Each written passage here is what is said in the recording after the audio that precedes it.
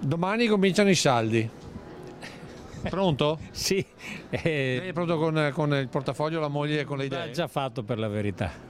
Quindi non avete aspettato i saldi? No, non abbiamo aspettato i saldi. Perché era già conveniente o perché ormai... oggi è giornata libera, per cui abbiamo deciso di venire oggi. Cittadini davvero tiepidi con i saldi. Sarà la temperatura, ma la corsa a quell'oggetto raggiungibile solo con lo sconto. Quest'anno dal 4 gennaio al 28 febbraio, almeno a Treviso pare proprio non scaldi più il commercio locale, penalizzato dai colossi della distribuzione internazionale. Abbiamo dei mostri sull'online che vengono in Italia, vendono in Italia, prendono risorse in Italia e non pagano le tasse in Italia. Questa è un'ingiustizia pazzesca. A Roma qualcuno non vuole vedere, nelle associazioni di categoria si parla di altro.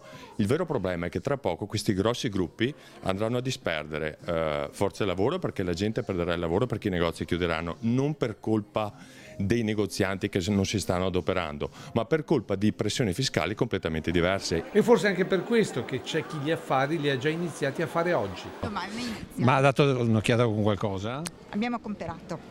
Indipendentemente dai saldi? No, hanno fatto i saldi. Ma se partono domani? Non possiamo dire dove allora. Saldi in bicicletta? Sì, certo, ecologico. Però i saldi partono domani. Però c'è qualche negozio che ha anticipato i tempi.